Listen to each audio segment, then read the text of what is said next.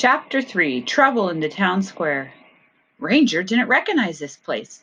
He didn't know where he was, but he knew how to find. He'd practiced with Luke and Dad over and over.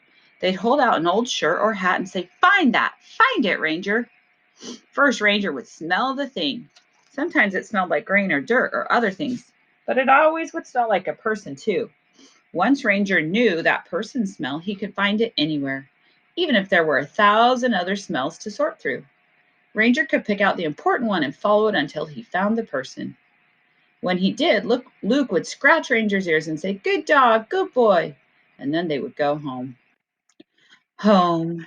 Ranger sniffed the dusty air. Where was Luke? Maybe if he did his work, if he found the person, Luke would come and say, "Good job," and they could go home. Ranger trotted up to the woman to see what she wanted him to find. Her eyes were wet. Ranger nuzzled her hand, but she waved him away. "Go on, dog." She didn't offer him anything to smell. She just ran off calling, "Amelia! Amelia!" But then a boy came. He looked about as old as Luke, with longer hair, and he held something in his hand. Ranger sniffed at it. The boy held it out. It was a little cloth person like the ones Sadie played with at home, the ones Luke liked to hide from her. "This is Amelia's doll," the boy sighed. Ranger sniffed the doll all over. He could smell smoke and dirt and another dog, but mostly he could smell person. Was it the person Ranger was supposed to find? He sniffed again. Then he looked up at the boy. "You smell her?" The boy looked at Ranger with frantic eyes. "I've got to find her." Find! Ranger could do that. He tipped his head and waited for the boy to put on his harness the way Dad and Luke did. But the boy just stood there. So Ranger sniffed the air and started walking. He paused and looked back at the boy who was still standing in the same spot.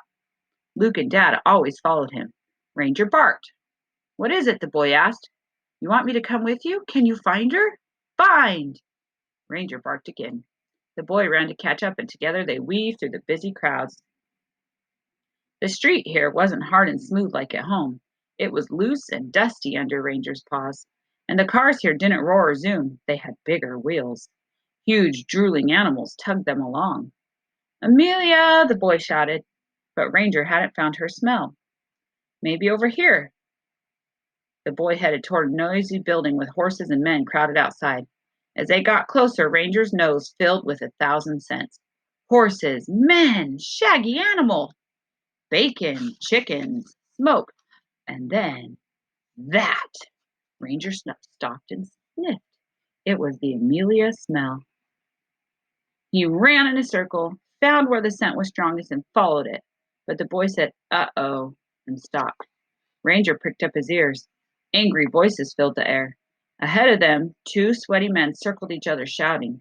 One shoved the other so hard he flew backward into one of the horses. It neighed and reared up. The other horses and mules fretted and stomped the dirt.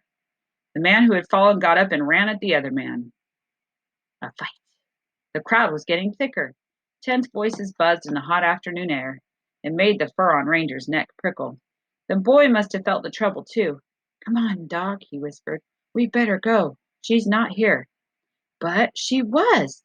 The Amelia smell was getting stronger. Ranger kept going into the thick of the crowd without checking to see if the boy had followed. One of the angry men lunged at the other, and Ranger had to leap out of their way, but he kept going, kept smelling, and finally, there! A tiny girl stood in the center of the mob. She toddled close to one of the shaggy animals and reached up for its whip of a tail. Ranger barked. He looked for the boy and barked again. There was a shout, then a gasp from the crowd. Horses neighed, hoofs thundered, voices hollered, "Whoa!" And the square exploded into a swirling cloud of dust. So did they get Amelia or not? We don't know yet. There's a picture of Ranger.